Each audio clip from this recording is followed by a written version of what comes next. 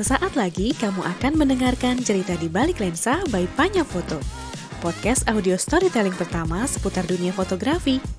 Selamat mendengarkan ya. Tapi aku berhubungan dengan fotografi itu sudah sejak kelas SD ya. Aku belum pernah ceritain.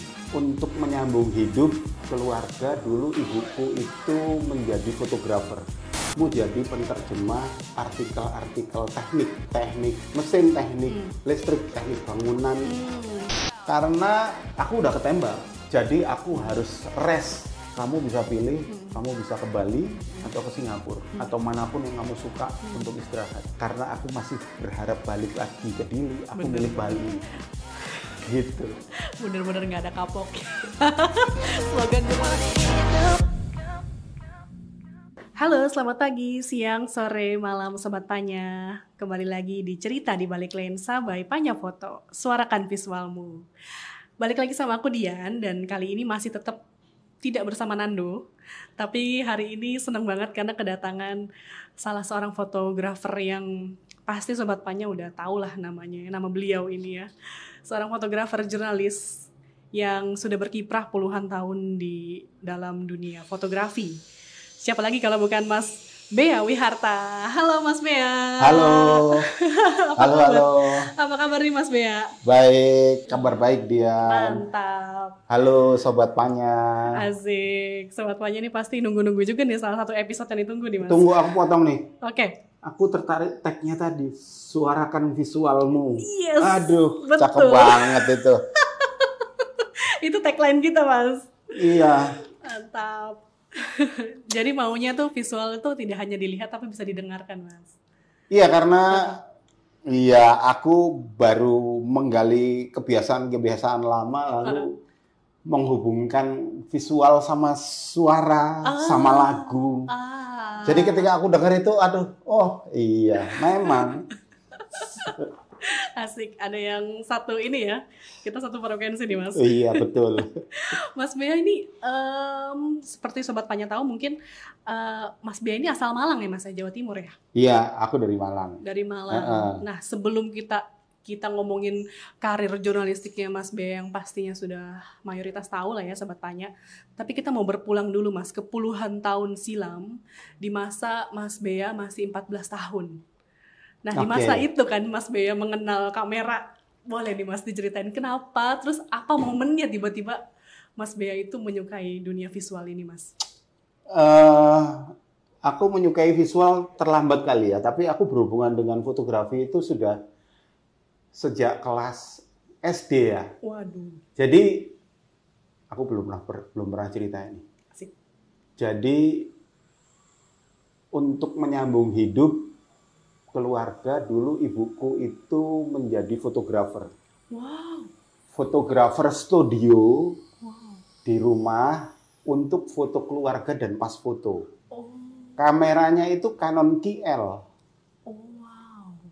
Canonet, Canon GL itu. Aku ingat, kamera itu ditaruh di lemari dengan flash dan beberapa peralatan lain, lemari kaca yang semua orang nggak boleh memegangnya, kecuali ibuku untuk motret orang yang datang minta difoto. Jadi kamera itu cuman aku pandangin aja dari luar, di kamera kaca, buffet hitam gitu, aku cuman lihat, itu yang namanya kamera. Gitu. Nah, itu persinggunganku dengan kamera. Kita punya kamar gelap sendiri di rumah. Aku kecil diajarin proses mencuci dan mencetak pakai enlarger. Tapi itu aku masih SD. Tapi itu aku melakukannya tidak dengan senang, tapi yang aku cuman paham, aku membantu ibuku. Ya, seperti anak kecil pada umumnya. Iya, gitu, kayak gitu. Ya gitu, tapi kemudian ketika SMP, aku memegang kamera beneran. Udah dibolehin? Bukan dibolehin. Jadi di sekolah, di SMP Negeri 3 itu ada ekstrakurikuler fotografi. Wow, keren banget. Iya, kameranya sama, Canon GL. Aku masih ingat Kita setiap 12 orang patungan beli film dan satu orang boleh melakukan 3 klik, 3 kali memotret dia yang milih dimanapun, gitu.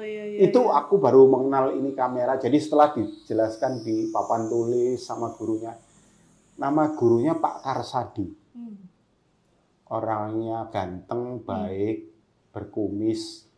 Dia yang mengenalkan fotografi, apa yang namanya speed, diafragma, ASA, sekarang namanya yang terkenal ISO ya, ASA. Itu dia yang memperkenalkan prinsip bagaimana kamu memotret, sikapnya bagaimana. Jadi pelajaran fotografi itu mulai basic sampai memotret, terus diteruskan dengan mencuci film, diteruskan dengan mencetak di sekolah.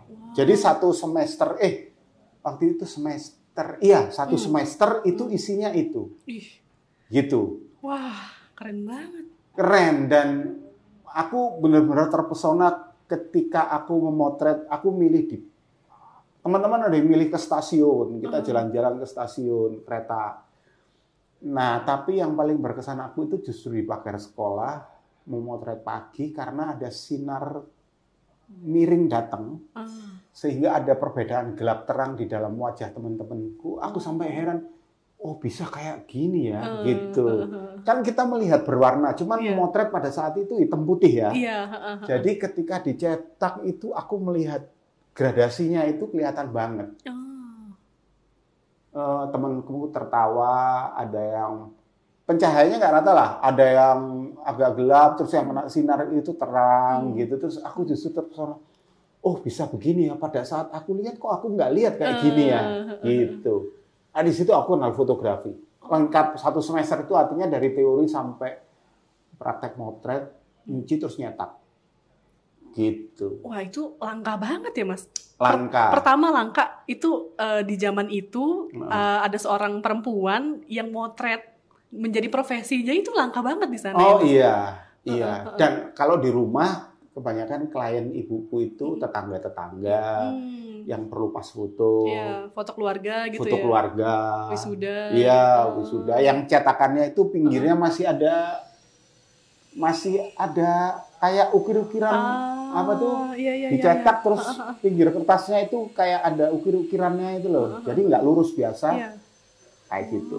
Itu gimana ceritanya tuh ibu sendiri bisa jadi seorang fotografer itu, Mas? Aku kurang jelas. Jujur aja aku kurang jelas asal-usulnya. Tapi kemudian yang aku tahu mungkin memotret itu adalah kesukaan bapakku. Mungkin, aku juga nggak tahu. Cuman yang aku ingat pada saat itu ibuku yang melakukan itu. Dilanjutkan gitu. Mungkin ya, atau ya sama-sama suka mungkin. Mungkin sama-sama suka. Tapi kemudian kita menutup studio itu karena aku lupa karena apa. Aku lupa. Itu berjalan berapa tahun ya? Mungkin ada 5 tahun, 6 tahun gitu. Gitu.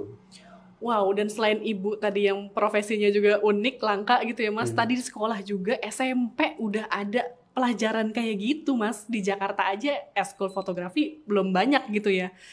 Dan sampai sedetail itu dari hunting sampai mencuci, sampai pameran juga nggak, Mas? Atau belum? Pameran nggak? Pameran nggak. Oke. Jadi pameran enggak, cuman aku ingat setelah kita memotret, terus mencuci, terus kita harus mencetak foto kita masing-masing. Jadi aku masih ingat itu kamar gelapnya cuma 1. Kita antri kamar gelap itu, kita datang pagi jam 7. Itu aku kebetulan dapat jatah kamar gelap itu jam 7 sore. Jadi aku menunggu kamar gelap itu tidak selesai sampai keesokan harinya. Jadi malam itu teman-teman itu mungkin karena semuanya exciting, jadi mereka rela untuk nunggu malam-malam sampai ada yang pagi. Terus aku ingat ada satu temanku, aku lupa namanya Dendi atau siapa. Kemudian dia mencetak foto hitam putih, terus klise yang habis difoto itu sama dia digambar. Jadi ketika dicetak itu fotonya kayak ada ukir-ukirannya gitu. Wah, gitu. aduh. Jadi buat aku ingat itu namanya Dendi. Itu buat aku, wah hebat banget. Maksudnya, iya buat aku sesuatu yang luar biasa lah. Gitu. Kalau sekarang mungkin kayak lintas media gitu ya Mas ya? Iya, jadi negatif 35 mili punya Dendi itu sama dia digambar-gambar pakai, aku nggak tahu pakai apa, tapi terus digambar-gambar, terus ketika dicetak, jadi fotonya itu antara foto sama gambaran itu jadi satu gitu. Wah, keren banget ya. Itu anak SMP loh Mas. SMP. Aku nggak kebayang SMP. sih Mas, anak SMP pulang malam-malam demi nyetak foto. Dan Dendi itu melakukannya sampai pagi. Artinya dia nyetak, terus dia merasa nggak bagus, dia gambar lagi negatifnya, terus balik lagi nyetak. Ya ampun. Jadi keesokan harinya ketika kita masuk sekolah itu, Dendi akhirnya tidur di sekolah. Ya ampun. Terus dia bercerita proses itu. Wah, gitu. Gila, keren banget. Ih, masih nggak kebayang sih aku Mas. Iya. Di Malang, anak SMP nginep di sekolah demi foto, mencetak foto, dan progresif banget gurunya Mas Bea itu ya. Iya, aku sampai ingat luar namanya. Biasa loh itu. Pak Karsadi. Wah, beliau pasti bangga banget ya. Kalau tahu iya, Mas saya Bea. ketika aku udah jadi fotografer, kemudian aku track back aku dari mana ya suka. Dan aku ingat Pak Karsadi, terus aku cari ternyata beliau udah meninggal. Oh, udah meninggal. Gitu. Aku sih pinginnya ketika ketemu, aku pengen datang, aku sekarang jadi fotografer. Paling enggak, aku ingin menunjukkan bahwa apa yang diajarkan itu nggak sia-sia gitu. Betul. Gitu. Yang teman Mas yang Dendi itu jadi fotografer juga nggak Mas? Aku nggak tahu dia jadi apa kabarnya. sekarang. Okay. Tapi dia emang jago gambar. Sih, jago gambar. Okay. Wah, ini baru pertanyaan-pertanyaan awal aja nih Sobat Panya. Ini kita udah dikejutkan dengan 2 fakta. Pertama, ibunya Mas Bea itu adalah seorang fotografer, dan guru SMP-nya Mas Bea itu juga mengajarkan fotografi dari awal ya, dari tadi hunting sampai cetak, dan itu amazing banget ya. Di Jakarta aja ekskul fotografi masih minim, tapi Mas Bea ternyata sudah melakukannya dari SMP di Malang. Di Kota Malang. Apakah saat itu di Kota Malang ada ekskul fotografi itu sebuah kewajaran, Mas? Atau jangan-jangan di sekolahnya Mas Bea doang? Aku nggak berpikir sejauh itu ya, dalam arti apakah SMP lain ada atau enggak. Tapi setauku itu sudah beberapa angkatan lah. Artinya Pak Karsadi itu mengajarkan fotografi itu sudah beberapa angkatan gitu. Apakah SMP lain ada? Aku juga nggak terlalu paham sih. Gitu. Cuman buat aku kemudian ketika aku belajar fotografi, ketika aku punya kamera, lalu membaca buku, lalu aku mengingat apa yang diajarkan Pak Karsadi, teori-teori sebelum kita motret itu, gitu. Termasuk segitiga exposure itu. Waduh. Itu aku ingat itu sudah diajarkan oleh Pak Karsadi pada saat itu. Itu teori-teori yang anak kuliahan baru dapet ya.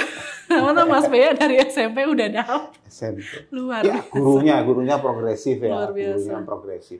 Keren banget gitu. Pak Karsadi, semoga beliau juga pasti bangga lah ya, udah tahu pasti muridnya ada yang meneruskan ilmunya ya. Wow. Ya, luar biasa. Luar biasa. Nah, kita beranjak nih Mas dari SMP ke SMA. Di SMA 1 ya Mas ya? Aku SMA 1. SMA 1 Malang. Nah, itu apakah kebiasaan memotretnya itu sudah berlanjut Mas ke SMP? Ke SMA, atau ada eskul, atau memang otodidak, atau jangan-jangan sudah punya kamera sendiri nih Mas? Enggak, SMA itu enggak ada ekskul fotografi. Aku juga belum punya kamera. Cuman SMP itu aku udah suka naik gunung, kemudian SMA aku naik gunung. Nah, aku nggak memotret lagi, tapi suka naik gunung. Cuman sesekali aku pinjam kamera dari teman. Hanya untuk, jadi setiap kali ada, misalnya kita naik gunung bareng gitu, terus kita pingin punya foto, aku aja yang motret kayak gitu. Jadi fotoku sendiri justru minim ya. karena aku selalu motret gitu. Itu aja. SMA nggak ada pelajaran itu. Oh iya. Jadi lebih ke jadi dokumentasi gitu aja ya Mas Dokumentasi, ya? Okay. iya.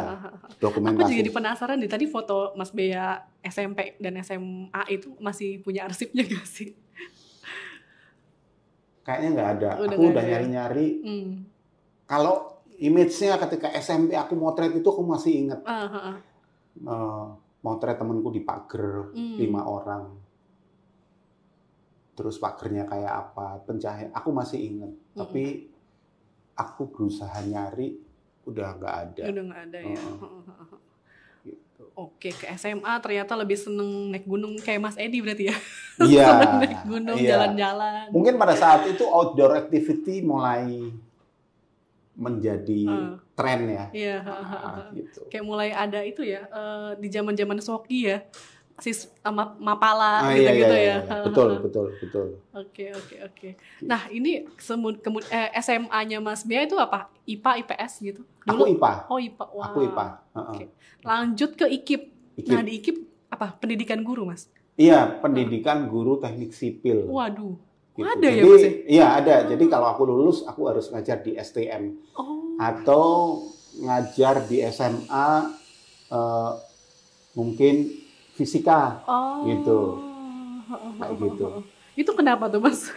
Kenapa? Ngambil jurusan itu. Emang ada interest untuk ngajar? Sama sekali enggak. Aku sebetulnya mau masuk. Aku pengen jadi seorang arsitek pada saat itu. Okay. Aku mau masuk arsitektur. Dan diterima. Tapi bapakku bilang, kalau kamu masuk situ, aku nggak bisa membiayai adikmu kuliah. Karena kita bertiga dempet gitu dempet. Ya?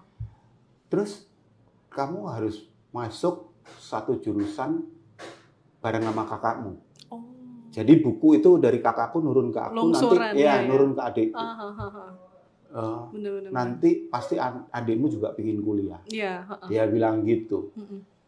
Terus aku bilang, aku nggak apa-apa, aku masuk, tapi aku kerjalah. Gitu. Bapakku bilang enggak, kamu kuliah aja, kamu nggak usah kerja. Gitu. Ya udah, aku masuk sejurusan sama kakakku. Nah baru kemudian ketika aku gede, ya ini masalah lain, bukan masalah foto. Kakakku itu baru terucap bahwa dia sebel kenapa aku ngambil jurusan kuliah yang sama dia, gitu.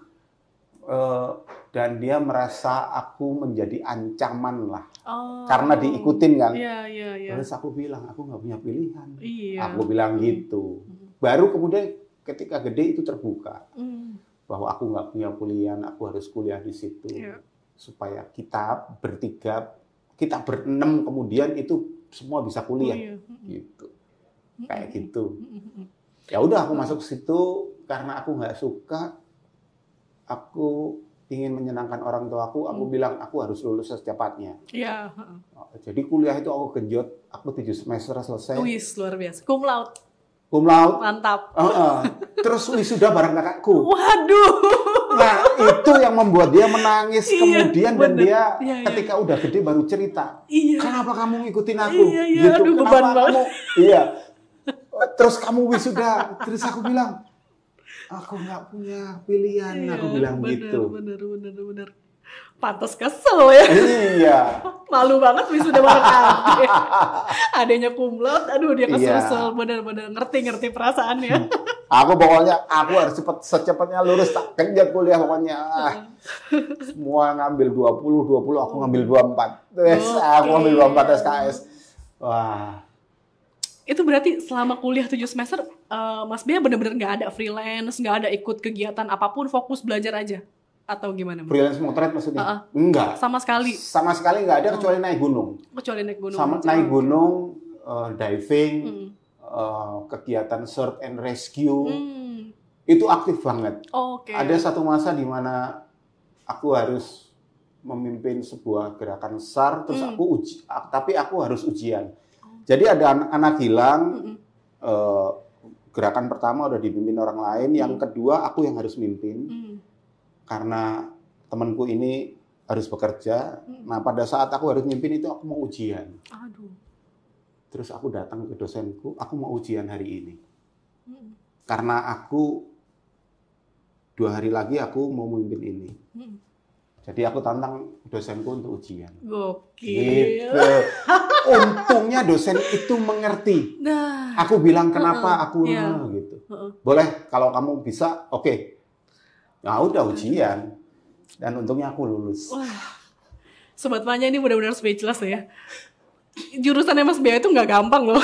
Banyak banget mahasiswa bahkan yang DO ya Mas. Ya, Di jurusan itu tuh terkenal sulit dan IP-nya pasti kecil rata-rata ya di jurusan itu ya. Tapi Mas Bea bisa 7 semester cum laude, malah nantangin dosennya. Ayo ujian. Ya kalau sekarang aku bilang berani bilang nantang tanda ya. Kutip. Kalau dulu aku begging. Iya. Pak, ayo dong Pak. Aku ujian hari ini Pak atau besok gitu.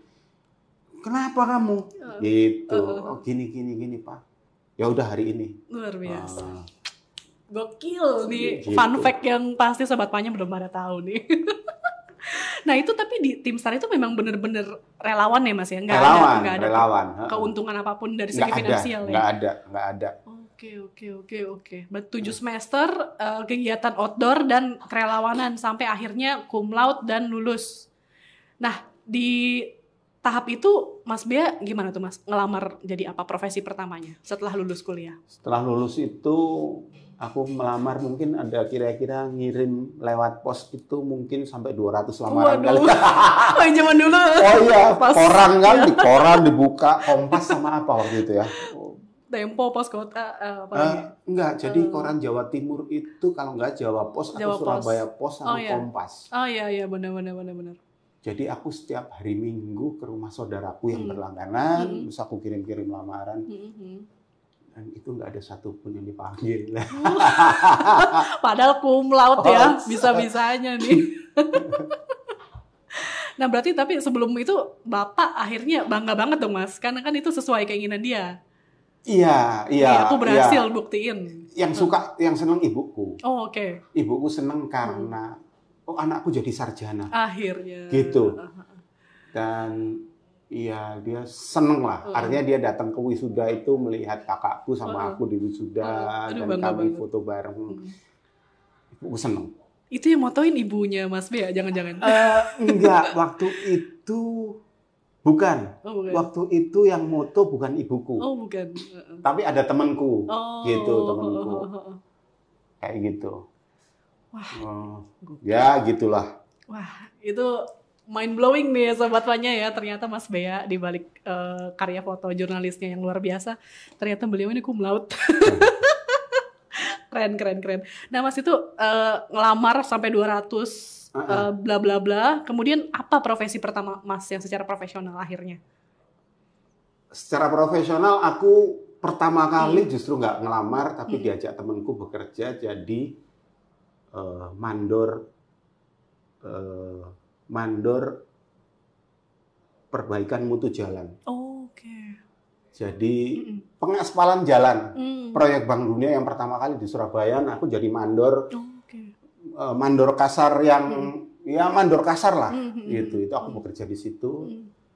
Terus sama tetap ngelamar dan aku berhubungan dengan banyak hal di situ. Hal-hal negatif, bagaimana sebuah proyek dikerjakan, bagaimana pungli. Nah, aku berkenalan di situ. Kemudian dari lamaran, jadi selama aku bekerja di situ itu aku tiap minggu tetap nyari, oh ini cocok, aku ngelamar. Nah, aku dipanggil tes satu-satunya dari sekian banyak lamaran itu jadi penterjemah bahasa. Bahasa Inggris ke bahasa Indonesia. Gitu. Dan itu di Jakarta. Aku berangkat tes ke Jakarta. Terus aku diterima. Gitu. Itu perusahaan apa, Mas? Sebuah penerbitan buku ensiklopedi. Namanya Ensiklopedia Nasional Indonesia. Aku jadi penterjemah artikel-artikel teknik. Ya, teknik mesin, teknik listrik, teknik bangunan, semua artikel teknik itu tanggung jawabku. Gitu. Masih linier sebenarnya ya sama iya, backgroundnya. Karena istilah-istilah teknik itu kan berbeda. Bener, nggak semua Gitu. orang tahu. Iya, Ya, benar-benar. aku di situ kerja 3 tahun, aku 4 tahun ya, lupa aku. Oke. Nah, tapi sebelum ke Jakarta tuh ya, Mas, berarti pindah ya ke Jakarta ya? Pindah. Berarti pas di proyek itu kan tadi ngurusin, ternyata tahu realita di lapangan itu pungli. Iya. Ada satu mitos nih Mas, bener nggak sih? Ada tumbal kalau tiap proyek Mas. Itu kayak di masyarakat tuh kayak antara percaya nggak percaya, tapi kayaknya. Selama pekerjaan proyek jalan itu aku nggak melihat itu. Oh, oke. Tumbal itu enggak. Kecelakaan kerja juga enggak. Oh, oke. Karena pada saat itu aku mengerjakan sebuah proyek bantuan Bank Dunia yang pertama. Jadi pengawasnya itu cukup strict dan aku harus strict. Tapi aku nggak melihat itu. Oh, oke. Gitu. Dan nggak mendengar itu. Gitu. Oke, Gitu. karena mungkin tarafnya internasional kali ya, nggak pakai Mungkin. tradisi-tradisi. Iya. Iya. Oke, nah tapi sebenarnya dalam perasaannya Mas Bea nyaman nggak sih bekerja sebagai mandor itu? Aku nggak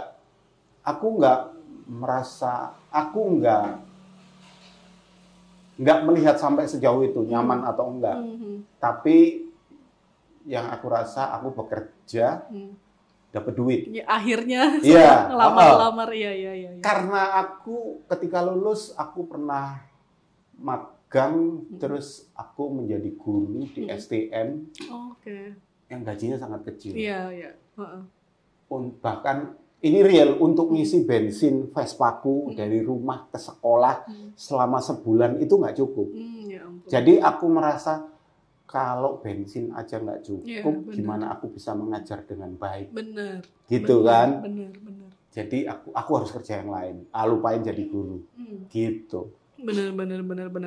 Kemudian jadi mandor, kemudian move ke Jakarta nih Mas. Nah, Iya. ke Jakarta itu gimana tuh Mas Bea ngomong sama orang tua, aku mau bekerja di Jakarta? Iya. Aku nunjukin, aku habis tes balik, aku nggak berharap aku diterima. Bukan, aku nggak punya harapan lah. Iya. Karena yang dites 55, yang diambil cuma 5. Wow, luar Gitu. biasa. Tapi aku diterima, terus aku tunjukkan sama ibuku bilang, kamu nggak usah ke Jakarta lah, kamu di sini aja. Lagi pula aku nggak punya duit untuk Ngekos. iya, membantu kamu di bulan Iya. pertama, gitu. Iya. Terus aku bilang, enggak. Dari hampir 200 lamaran ini yang dipanggil. Bener. Aku bilang mungkin ini kesempatan. Iya. Mama nggak usah mikir dari mana aku hidup, tapi kita punya banyak saudara di Jakarta. Jadi mama nggak usah mikir soal duit. Aku cuma minta restu aja. Ya wis le, budalo. Gitu. Udah berangkat aku. Tapi papa setuju Mas? Bapak setuju. Bapak setuju. Ya udah aku berangkat, terus aku bekerja lah di situ. 3 tahun menjadi penerjemah dari bahasa Inggris ke bahasa Indonesia soal teknik sipil tadi ya? Iya, soal teknik. Soal teknik. Itu enjoy nggak Mas? Udah mulai Enggak. ada? Oh enggak, tetap enggak. Iya, jadi aku udah kerja tiap hari di belakang meja itu. Iya. Masuknya jam 8, pulangnya jam 5. Iya. Aku nginep di rumah saudara di daerah Bintaro. Pekerjaanku ada di Pulau Gadung. Waduh, dari ujung ke ujung. Iya, jadi kalau pagi aku naik Metro Mini 71 dari Bintaro ke Blok M. Dari Blok M ke Pulau Gadung itu naik Patas. Patas berapa ya? Aku lupa. Pulau Gadung turun di kawasan industri. Kemudian aku naik ojek masuk. Ya ampun. Itu sebelum jam 8 udah nyampe. Ya aku kerja di balik meja gini. Mejaku itu banyak kamus. Bahasa Inggris, bahasa Indonesia, kamus teknik, thesaurus, dan segala macam buku lah. Gitu. Ya udah kerjaanku, aku membaca, memindahkannya dalam bahasa Indonesia. Gitu. Wow, tapi itu kan selama 3 tahun kerja kan pasti sudah punya tabungan sendiri Mas, nggak ngekos aja gitu dekat kantor gitu atau tetap tinggal? Iya, pada saat itu aku pengen ngekos, tapi kebetulan aku menempati rumah bibiku, rumah kosong. yang ada hantunya. Ini seru. Ada hantunya, aku bertengkar sama hantu. Waduh. Tapi bibiku bilang, daripada kamu berkos duit itu kamu tabung gajimu. Bener sih. Jadi aku hitung makan, transport, sisanya itu mepet banget. Iya. Sehingga kalau, ya aku rasa semua anak kos ngalamin. Iya, termasuk aku ngalamin kok. Iya. Aku kalau pulang kantor itu dari Pulau Gadung, berhenti di Bintaro, beli gado-gado. Aku bawa pulang, aku masak nasi, gado-gado itu aku bagi 2 buat makan malam dan separuh buat makan pagi. Iya. Gitu. Sama Mas Gitu. pernah. Kalau enggak berhenti di Blok M, beli pada saat itu bukan AW ya, Texas atau Texas Chicken yang zaman dulu ya. Iya, Texas aku beli 1, harganya aku masih ingat. Harganya itu kok ini 1.050. Enggak. Bukan 1.050. Harganya 100. Pada saat itu Metro Mini berapa ya? Aku pokoknya kalau hitung-hitunganku sama. Kalau aku beli itu aku harus bagi 2. Terus aku masak nasi setengah buat di malam, setengah lagi buat pagi sebelum berangkat. Gitu. Oke. Terus tak hitung, kata bibiku, udahlah kamu tidur di situ aja. Duitmu kan bisa ditabung. Bener sih. Nah ini bagian hantunya nih Bang. Nah ketika aku nabung itu terus punya duit, aku pengen beli motor. Pengen beli motor, tapi aku mikir enggak di Jakarta aku nggak mungkin naik motor. Kenapa? Takut tabrakan atau? Iya, lalu lintasnya terlalu crowded. Benar. Jadi buat apa ya gitu. Terus aku ingat aku dulu pernah senang motret. Aku bilang aku beli kamera. Akhirnya. Baru aku beli kamera tuh. Di umur berapa tuh Mas? Berarti 24, 25. Iya, 24, 25 lah umur segitu. Kamera gitu. Canon juga atau? Aku beli Canon. A1 ya, Canon A1. Itu apa karena ada hubungannya dulu ngelihat kamera ibu enggak, dulu Canon juga enggak? Itu yang paling terjangkau untuk dibeli. Jadi di toko kamera bekas itu ada Nikon, ada segala macam.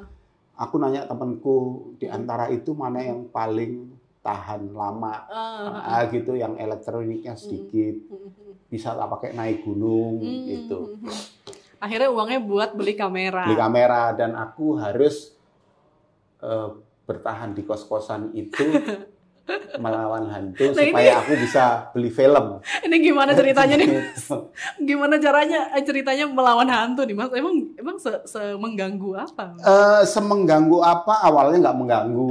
Cuman aku bergaul di situ terus ya buat aku rumah ada isi makhluk lain itu terasa ya. Terus ketika aku masuk sama bibiku aku merasa wah ini udah ada yang nunggu nih. Karena rumah itu kok lama kosong. Iya. Enak rumahnya depan lapangan.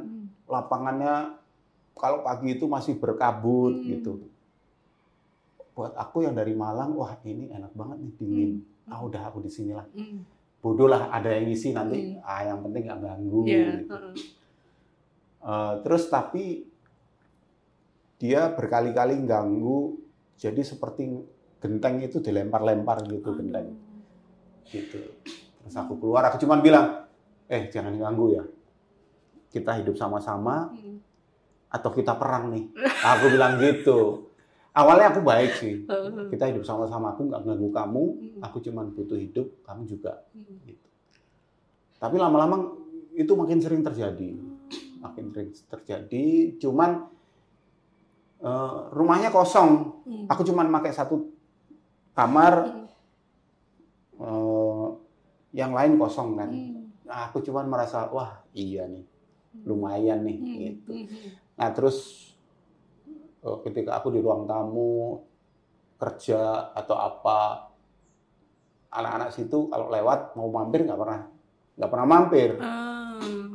Terus suatu saat ketika aku kongko dia bilang, wah Be, kamu masukin perempuan ya? Waduh. Gitu. Waduh. Ngawur aja. Terus aku bilang gini, baju putih ya? Iya. Aduh, gitu. Terus, oh enggak. Aku bilang gitu. Itu yang nunggu. Aduh. Aku bilang gitu. Karena lama-lama aku kan merasa ya. Yes. Kadang-kadang di ekor mata itu kelihatan gitu kan. Itu yang nunggu. Aku bilang gitu. Terus mereka bilang, "Iya, Mas. Di situ memang ada yang nunggu." Gitu. Nah, ya udah. Nah, tapi terus lama-lama mengganggu. Terakhir itu sampai posisi tempat tidurku itu dirubah-ubah ketika aku tidur gitu. Waduh. Wah. Ketika aku merasa terganggu, aku akhirnya pergi. Karena aku merasa bahwa pekerjaanku berharga. Kalau aku malam nggak bisa tidur, aku sampai kantor ngantuk, aku akan membuat artikel itu salah-salah. Karena itu udah terjadi, gitu, udah ditegur. Ya aku bisa meladeni dia malam-malam perang gitu, dia ngapain-ngapain terus. Tapi aku jadi nggak bisa tidur kan, mau tidur diganggu lagi, mau tidur diganggu lagi. Akhirnya aku pergi. Gitu. Akhirnya di tahun keberapa tuh Mas? Di tahun ketiga, kedua? Tahun kedua. Tahun kedua akhirnya pergi? Tahun kedua pergi aku. Tahun kedua pergi. Dan terakhir itu aku marah. Dan kita kayak perang. Gitu. Tapi akhirnya yang kalah pohon di depan rumah. Waduh. Jadi pohon di depan rumah itu jadi kayak kebakar gitu, 2 buah pohon. Gitu. Itu rumahnya dia mungkin. Mungkin, aku nggak tahu gitu. Tapi aku marah, mungkin dia juga marah, aku marah. Terus ya udah 2 pohon itu pagi-pagi udah gosong gitu. Padahal nggak ada apinya ya, gitu. Cuman gosong. Ini pasti semalam nih. Nggak deh, aku nggak mau, aku pergi aja deh. Gitu. Aku pergi akhirnya. Aku bilang sama buleku, ya keberatan aku pergi. Karena, terus aku bilang jujur. Buleku, iya aku ngerti. Dia bilang gitu. Terus aku bilang, buleku bilang, ayo tak bantuin ngelawan. Gitu. Enggak, aku bilang enggak. Pekerjaan udah terganggu. Udah aku pergi. Nah pergi itu akhirnya ngekos Mas? Atau ngekos di Rawamangun. Akhirnya. Dekat sama Pulau Gadung kan. Gitu. Tapi seenggaknya melawan hantu, seenggaknya udah ada tuh ya Mas tabungan buat beli kamera ya. Oh iya, aku udah punya kamera. Seenggaknya bertahan-tahan melawan hantu, dapat lah kamera hasilnya. Kan kemudian yang mahal beli filmnya. Nah ini. Gitu. Dan aku belajar itu nggak pakai negatif. Aku belajar pakai film positif. Dan film positif kan lebih mahal.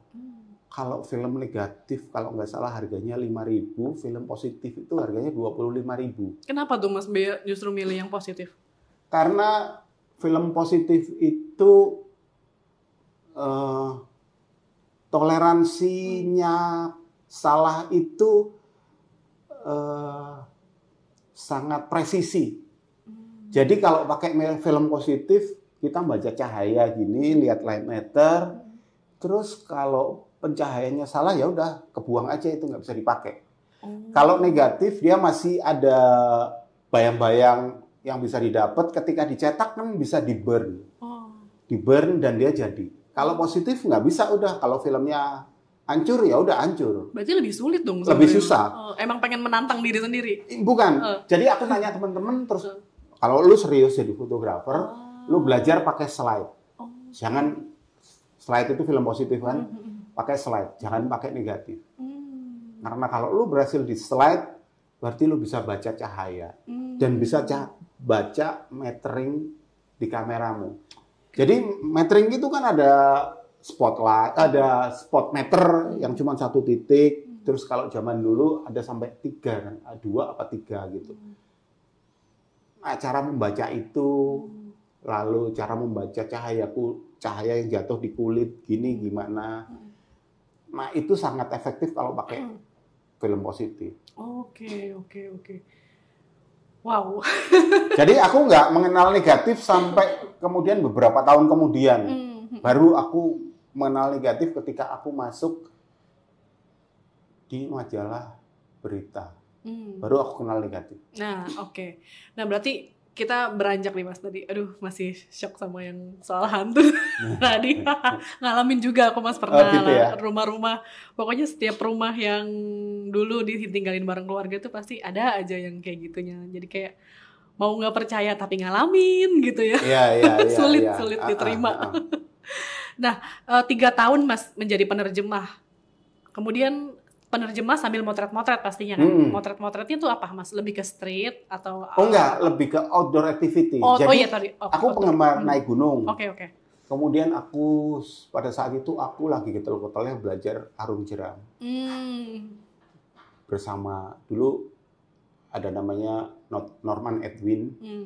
Kemudian aku banyak arung jeram sama Lodi Korua yang punya arus liar dulu. Nah, kita itu survei sungai-sungai di Jawa Barat dengan tujuan bahwa arung jeram ini bisa dikomersialkan. Gitu. Pada saat itu pikiran kita gitu. Jadi kita survei berapa leg, mana yang bisa dijual aman, atau kalau ada yang jatuh kita punya tempat buat nolong di sebelah mana. Itu benar-benar disurvei. Sampai akhirnya Lodi, AIB bikin operator. Gitu. Aku bilang, enggak deh, kamu aja. Ini kita yang ngerintis, dia bilang gitu. Ayolah, ini pasti gede. Aku tahu pasarnya gede, tapi aku lebih suka motret. Jadi aku selama jalan sama dia itu selalu aku bawa kamera. Aku motret, aku belajar motret backlight, motret di sungai, segala macam pencahayaan lah. Nah, kemudian sebagian itu aku jadikan artikel, aku masukkan di majalah. Ngirim-ngirim. Ngirim-ngirim. Aku datengin majalahnya. Zaman dulu datengin deh Mas. Datengin. Majalah, beberapa majalah itu aku datengin. Aku ketemu editornya, aku ngomong aku siapa. Aku punya foto, kamu mau pakai enggak? Gitu. Baru itu nggak ada yang mau sampai ketika aku di Suara Sinar Harapan, ada tabloid outdoor. Terus ternyata yang jadi editornya itu, dia udah angkatan di atasku, kita udah kenal. Terus aku tawarin itu, terus dia bilang, B, kalau kamu nunjukin foto gini nggak ada yang mau. Kamu harus punya artikel untuk foto ini. Jadi kamu belajar nulis. Gitu. Oh gitu ya. Karena aku menterjemah, dan aku kemudian mengedit tulisan itu, jadi aku sedikit banyak belajar nulis. Kemudian aku belajar nulis, terus editornya itu namanya Mbak Ati, Sotiati namanya. Dia yang ngajarin aku membuat tulisan menjadi populer. Jadi kalau tulisan ensiklopedi itu kan baku bentuknya, bagus, tulisan efektif. Kata sambung itu sangat diperhatikan supaya nggak bertele-tele. Kalimat itu harus sangat efektif. Justru Mbak Ati itu yang mengajari aku menulis itu menjadi populer, menjadi luwes gitu. Ya itu aku belajar nulis di situ. Baru kemudian ya ketika kemudian berhasil masuk di tabloid Mutiara, terus aku sering masukin situ, baru aku ke tempat-tempat lain. Majalah Gadis dulu populer banget, majalah mode. Langganan aku. Iya, Femina kayak Femina gitu. Group. Oh udah, itu aja aku datengin. Tapi itu tetap Mas, maksudnya konsisten dengan outdoor atau moto-moto model juga kan? Enggak, aku nggak moto model. Aku konsisten dengan outdoor. Gitu. Sementara aku masih bekerja di penerjemahan. Iya, di ensiklopedi itu kan, gitu. Sampai titik mana tuh Mas B akhirnya resign? Sampai kemudian aku merasa punya cukup portfolio dalam bentuk slide, film positif itu, dan aku muter lagi. Sekarang bukan nawarin, tapi kamu butuh fotografer nggak? Gitu. Itu tahun keberapa ya? Tahun keempat kali aku. Terus ada satu majalah, terus dia lihat, oh fotomu bagus, kita butuh fotografer. Gitu. Kapan kamu mulai bisa bekerja? Gitu. Aku nggak menyangka seperti itu kan. Terus kemudian, terus aku tanya, bener? Iya bener. Kita bisa gaji kamu sekian. Itu the point aja gitu. Kapan kami bisa masuk minggu depan gitu? Nggak bisa, aku masih kerja. Aku harus one man notice lah gitu. Ya udah, bulan depan ya. Iya, bulan depan. Terus aku pamit dari ensiklopedi itu. Tapi mereka mengira aku membutuhkan kenaikan gaji. Oh. Karena aku habis diangkat jadi desk editor, jadi mengepalai sebuah desk gitu, terus gajiku naik lah di situ. Terus mereka pikir aku butuh kenaikan gaji. Udah gajimu tak 2 kali lipat. Gitu. Waduh. Ketika aku pamit. Tawaran yang sulit itu Mas. Enggak, aku nggak sulit. Oh, nggak sulit. Enggak, aku nggak sulit. Udah passion ini udah saatnya. Iya, aku udah tahu aku harus ke sana. Ya, Gitu kan. Wow. Terus aku bilang, enggak, aku nggak, bukan ini. Iya. Tapi aku mau jadi fotografer. Oh, kamu yakin? Gitu, yakin. Aku bilang gitu. Terus aku cerita lah sama atasanku itu. Atasanku itu seorang guru besar kimia ITB. Waduh. Aku cerita, oke, kalau kamu yakin ya udah, good luck. Tapi kalau kamu enggak, kalau kamu minta naik gaji, nanti kamu lihat bulan ini kamu gajimu berapa. Oh, Gitu. Aduh. Ketika aku terima gaji terakhir, gajiku naik 2 kali lipat. Gitu kan. Modal itu Mas, modal. Aku terima kasih banget sama Pak. Namanya Pak Hadiana Pujaatmaka. Pak Hadi. Oke.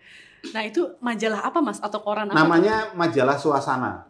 Majalah pariwisata dan mode. Oh. Jadi 2 hal digabung, pariwisata dan mode. Jadi motret pariwisata dan motret model-model. Oh. Gitu. Beralih nih dari outdoor. Iya. Model-model studio nih. Studio outdoor gitu, Okay. tapi cewek-cewek gitu kan. Pakai pakaian bagus-bagus, swimsuit. Di usia itu lagi ya. Di usia itu. Aku kenal sekarang yang lagi ngetop-ngetop itu. Udah aduh, kenal. pada saat itu. Udah pernah aku foto semua gitu ya. Kayak Mas Darius Triadi kali ya dulu moto-moto model. Enggak, gitu. tapi aku nggak pernah ambil bagian itu. Oh. Aku bilang, aku hanya akan mengerjakan pariwisata. Oh. Kalau terpaksa satu fotografer ini yang bagian mode nggak bisa, aku baru mau. Why, Mas? Apa karena memang passionnya di outdoor? Atau? Aku merasa aku nggak bisa motret wanita cantik. Hilang fokus. Gini. Analoginya gini. Ketika kalau kita pergi ke mana ya? Mana tempat yang buat kamu indah, misalnya? Aduh, banyak ya. Salah satu aja. Tibet gitu, Mas. Oke, Tibet. Oke, kita pergi ke Tibet. Iya kan? Kita udah lihat gambar-gambar Tibet itu indah. Ketika sampai di sana lalu kita lihat, waduh, indah banget. Ketika kita silo akan keindahan itu, justru kita nggak bisa motret mana bagian yang indah. Iya, semuanya indah soalnya. Iya. Ketika kita motret ngawur, ketika pulang, ya cuman gini doang. Iya, benar. Nah, itu sama motret perempuan, motret cewek sama. Bener. Wah, seksi banget gitu. Ketika kita lihat seksi, kita motret ini motret segala. Waduh. Ini segala macam, yang penting dia seksi pasti akan jadi. Bener. Ketika jadi, ya cuman gini doang. Jadi kita harus bisa menetralisir hati kita untuk membuat seorang cewek yang seksi itu, ya dia tetap seksi, tapi emosi kita nggak boleh masuk dalam taraf bahwa dia seksi. Kita harus bisa menikmati itu, lalu mencari bagiannya mana yang harus diambil, sehingga ketika difoto dia tampil seksi. Bukan vulgar. Atau dia tampil cantik tapi bukan vulgar. Gitu. Sama kayak gitu. Dan ketika aku wawancara, aku bilang, aku nggak mau ngambil bagian ini karena aku nggak bisa. Aku bilang gitu. Rawan juga ya untuk objektifikasi gitu ya, Mas. Ngeri juga ya. Iya, jadi aku akan ngambil bagian pariwisata. Kalau kamu setuju, kebetulan mereka, iya. Oke, aku tempatkan kamu di situ. Kamu yang pegang deh. Mantap. Gitu. Itulah cita-cita. Tapi ya sesekali aku diajak temanku itu yang motret cewek itu, yang dia jadi editor foto di majalah itu. Namanya Fabianusi, aku diajak. Oke. Gitu. Wow, motret pariwisata. Nah, kalau untuk yang aku mau tanya nih sama Mas Bea. Kemudian ke ratersnya itu tahun 99 tuh, Mas. Jadi berapa jeda setelah dari penerjemah terus ke yang suasana tadi terus ke ratersnya? 9 tahun. 9 tahun. Wow. 9 apa 8 ya? Wow. Ya. 8 atau 9 tahun di Suasana itu, Mas? Oh enggak, aku di Suasana. Berapa tahun, Mas? 2 tahun. 2 tahun. Terus aku masuk majalah berita baru namanya Sinar. Itu nggak ada setahun aku keluar. Terus aku jadi freelance. Mengerjakan komersial. 2 tahun apa ya? Aku lupa. Terus aku masuk tabloid olahraga.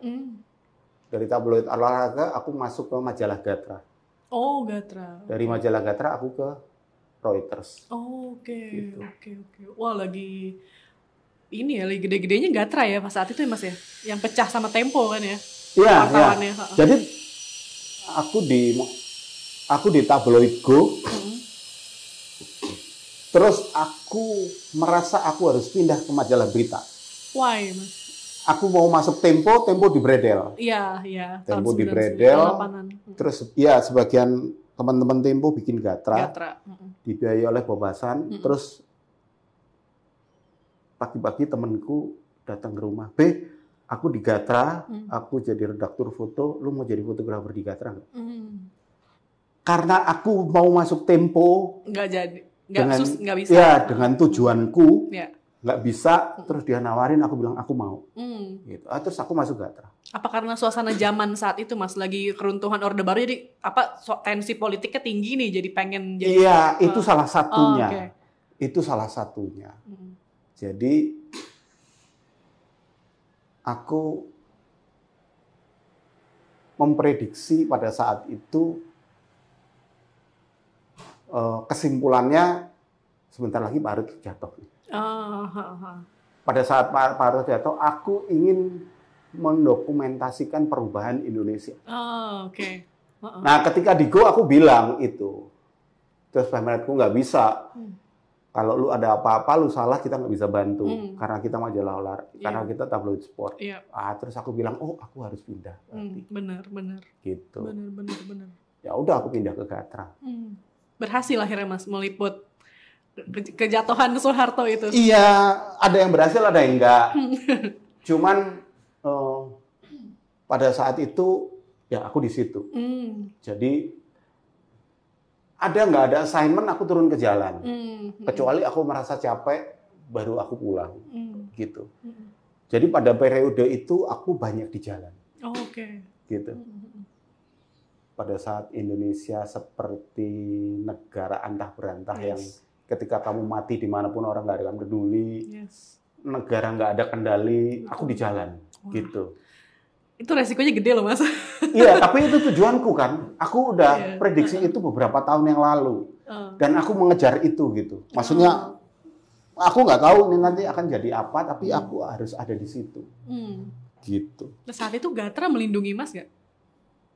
Itu kan di luar ininya Gatra juga kan? Oh iya, Gatra melindungi aku, gitu. Walaupun di luar assignment, tapi aku kan wartawan Gatra, gitu. Iya sih, benar. Gitu. Dilindungi ya dengan kode etik dan lain-lain. Iya.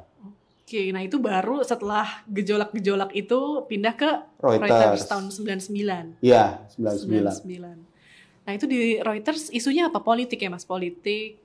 Terus iya, juga kebanyakan politik, perubahan, ya turunnya Pak Harto itu kan banyak peristiwa kan, rusuh terutama, gitu. Itu yang menjadi bagian terbesar dari liputan itu rusuh itu, gitu. Oke. Nah tapi nggak cuman meliput isu. Nah setelah 98 ngeliput soal jatuhnya si Orde Baru, 99 ada Timur nih, Mas. Mas ngeliput di sana juga sampai bahkan katanya ketembak ya, Mas. Iya. Itu gimana ketembak tuh, Mas? Jadi karena apa ya?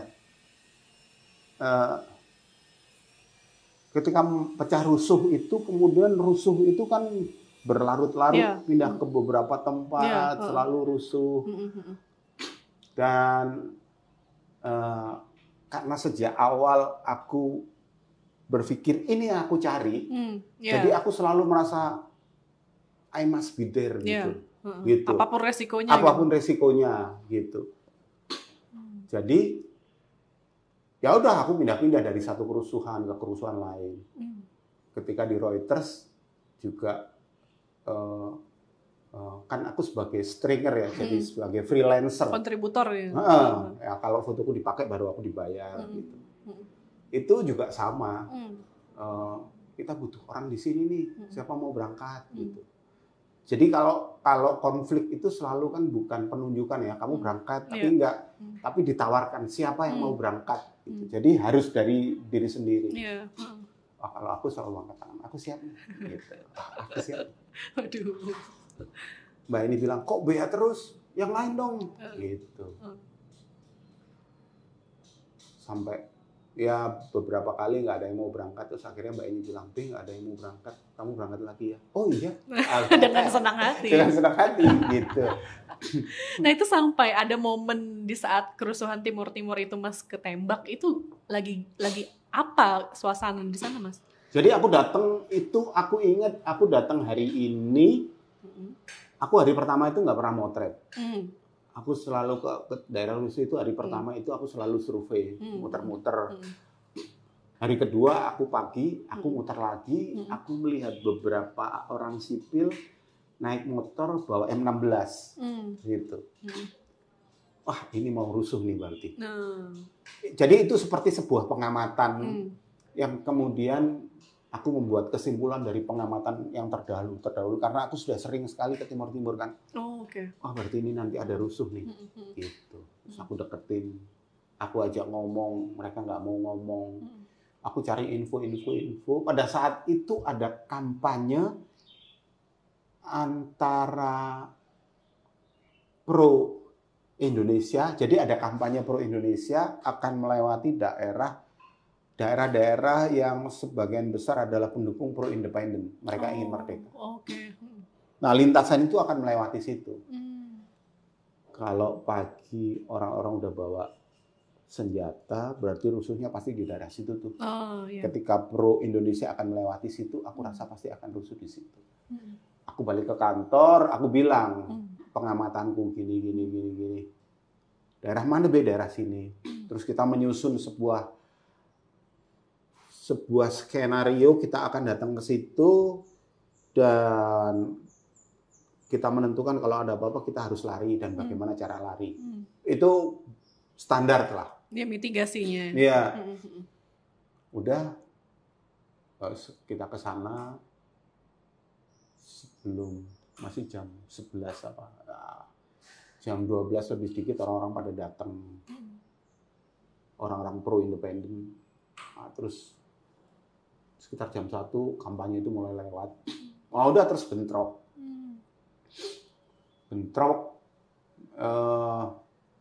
Aku udah tahu karena kita udah bikin mitigasi, aku tahu lari kemana. Cuman aku motret, terus aku merasa oh enggak, ini udah saatnya lari, aku harus lari. Aku lari ke tempat tadi, terus aku belok di sebuah perempatan, aku belok ke arah mobil. Ketika aku mau lihat mobil, mobilnya udah nggak ada. Gitu. Mobilnya sama reporterku udah lari, mereka udah jalan jauh. Mengatek karena aku bilang gitu kan. Udah. Terus cuman aku lihat di jalan itu ada got. Aku masuk ke got itu, jadi kalau orang nembak itu, jadi pada saat itu udah tembak-tembakan gitu. Orang nembak itu, dia kan selalu begini. Setinggi dada atau setinggi perut. Berarti yang bawah aman dong. Aku masuk ke dalam parit. Wah, kalau lari di parit aman nih. Aku masuk ke parit, lari aku di parit itu. Karena aku udah salah belok kan. Belok ke arah pro independen yang dimana orang-orang itu ngejar. Nah, ya udah aku masuk di parit itu, lari di parit. Aman. Aman gitu, dan aku melihat aku bisa mengamati dan melakukan apa yang harus aku lakukan. Tapi ya masih tembak-tembakan gitu. Nah, kemudian di sebelah parit itu kan jalan. Itu ada satu anak tertembak diseret-seret temennya gitu. Aku merasa itu foto bagus tuh. Aku harus ngambil. Gitu. Terus aku berhenti, balik kanan, aku hitung tiang listrik. Karena jarak tembak efektif itu kan bisa dihitung. Aku ngitung tiang listriknya 1, 2, 3. Berarti ini udah lebih dari 200 meter. Berarti tembakan udah nggak begitu efektif nih. oh aku bisa nih lari ke atas nih. Terus aku menduluin mereka, lari ke atas. Sebelum lari ke atas itu aku bilang, oke 3 frame cukup ya, oke 3 frame. Aku bilang, oke 3 frame, gitu. Aku naik ke atas, jadi mereka lari ke sana, aku datang, tembakannya dari sini, ini mereka diseret-seret, aku datang dari sini, terus aku motret mereka kan, aku deketin, aku motret. 3 frame itu aku kok bilang, satu lagi, gitu. Aku ambil 2 atau 3 frame lagi, jadi ada 6 frame. Terus aku balik badan, udah cukup. Pas balik badan itu, pahaku kayak dihantem gitu, celek gitu. Cuman karena situasi kayak gitu, aku cuman kayak merasa dipukul, jadi aku merasa apa tuh? Yang penting aku lari, balik kanan aku lari. Lari, terus sebelah kanan aku lihat ada jalan, oke, aku masuk ke jalan kecil. Gitu. Jalan kecil, terus ada orang yang ngintip di dalam rumah kan, mereka semua, aku lari sepanjangnya, terus mereka bilang teriak-teriak, Bapak darah, Bapak darah. Bapak darah. Aku pertama nggak aware ya, terus lama-lama, loh Bapak darah, berarti dia teriak ke aku dong, gitu kan. Terus aku lihat, berarti aku nggak apa-apa, tapi pas tak lihat gini, aku pakai celana Alpina krem gitu. Udah darah semua. Wah, aku yang ketembak gitu. Oh, aku begitu lihat, aku lihat darah, aku jatuh udah. Keren gitu. Udah. Aku baru sadar, aku ketembak. Baru terasa sakitnya itu baru terasa gitu. Terus aku diseret-seret anak-anak situ ke rumah seorang biarawati kalau nggak salah ya. Di situ udah ada 9 orang lainnya yang ketembak. Jadi aku ke-10 apa ke-11 gitu. Di situ. Baru aku agak panik tuh. Wah, aku ketembak nih. Mati nggak ya? Gitu. Lalu diselamatkan sama biarawati tersebut, Mas? Iya, ditarik ke rumah biarawati itu, dimasukin ke rumah. Udah banyak orang mengerang-ngerang gitu, ketembak. Rata-rata ketembak. Terus aku juga. Cuman aku bilang, enggak, aku nggak mau mati. Aku harus menyelamatkan diri. Gitu. Gimana caranya ya? Terus aku lihat, ini lukaku. Terus aku punya Victorinox kan, aku sobek celanaku kan. Set, aku lihat, wah, masuk. Gitu sama cenut gitu. Aku lihat ke belakang, tembus pelurunya. Oke. Terus aku minta sama mereka, punya betadine nggak? Begitu. Mereka punya ternyata betadine. Terus aku lepas ikat pinggangku, aku bikin tourniquet itu. Jadi kalau darah keluar sur itu kayak cenut-cenut gitu kan. Darahnya keluar sur, nanti keluar lagi sur gitu, keluar lagi. Aku tutup lagi, aku kasih betadine. Ntar kalau kakiku udah kebas, aku buka lagi darahnya. Puterannya gitu. Sama aku mikir gimana caranya ke rumah sakit ya gitu. Terus aku tanya suster, dia bilang ini rumah sakit dekat tapi kita tidak berani ke situ. Dia bilang gitu. Ntar aku ada HP kan. Gimana caranya? Telepon Jakarta aja deh. Telepon Jakarta aku, telepon kantor. Pokoknya intinya aku bilang aku nggak apa-apa tapi aku tertembak. Ini bersama... Itu kenapa-napa, Mas? Itu kenapa-napa? Iya, artinya aku bilang gini, aku hidup, aku nggak kekurangan apa-apa, cuma aku tertembak di kaki. Aku bilang gitu. Luar biasa. Terus, Jakarta ribut tuh. Aku bilang gini, aku minta tolong dikirim ambulan ke sini. Sebelumnya aku minta sama biarawati itu alamatnya kan. Alamatnya ada di sini. Aku minta dikirim ambulan karena di sini bersama aku ada 10 orang yang ketembak. Gitu. Dan aku minta diambilin ambulan dari ICRC. ICRC itu Palang Merah Internasional. Itu akhirnya jam berapa ya? Mungkin jam 3 atau jam 4 sore ambulan itu datang. Itu darahnya nggak habis, Mas? Enggak. Cuman udah diikat ya tadi? Iya, ada ikat aku lepas. Cuman aku udah merasa dingin. Iya. Aku udah merasa dingin. Aku cuman merasa dingin. Berarti aku kekurangan darah. Ya aku cuma nunggu ambulan aja. Gitu. Akhirnya ambulan itu datang. Terus kamera itu ditaruh di bawah. Jadi yang datang ambulan itu kijang. Ban serepnya itu ada di belakang. Di bawah. Kalau yang buka harus pakai engkol gitu dia nurunin ban serep, kameraku ditaruh di ban serep itu terus dinaikin lagi untuk menghindari blokade untuk pemeriksaan atau apa. Gitu. Ya udah akhirnya kita berkeruntelan lah di ambulan itu dibawa ke klinik ICLC. Gitu di situ ditangani, terus aku dilihat sama susternya apa-apa, terus dia lihat oh oke. Terus dokternya datang, udah tua, dia bilang, oh oke, are you good? Ya, terus aku disuruh ngitung 1 sampai 10, aku bisa, oh oke, berarti kondisimu baik, aku akan menangani ini sebentar, terus aku akan menangani yang lain dulu. Terus mereka cari penjepit gitu, ada 3, pembuluh darahku dijepit. Ketika pembuluh darahku dijepit itu kira-kira 10 menit kemudian badanku mulai terasa hangat. Aku merasa, oh oke, aman ini kalau hangat gitu. Aman. Udah dijepit pembuluh darahku, terus dia menghandle pasien lain. Aku baru ditangani itu jam 7 atau jam 8 malam gitu. Gitu. Malu merinding. Nah itu pulihnya berapa lama tuh Mas setelah itu? Baru bisa liputan lagi setelahnya gitu? Sebulan kali ya? Sebulan. Waduh, paniknya gimana itu Bapak Ibu di Malang, Mas? Dengar kamu kayak gitu. Mereka nggak tahu. Oh, nggak tahu. Mereka nggak tahu. Yang tahu itu cuman kantor, terus istriku tahu. Waduh. Gitu. Ya udah. Dan aku di situ, baru di situ ketika aku diajari teman-temanku wartawan Reuters dari negara lain itu bagaimana cara mabuk dan mengendalikan mabuk. Jadi ketika udah di treatment, aku masih di situ, aku diajarin, ayo kita minum. Ayo kita minum, kamu tak ajarin minum,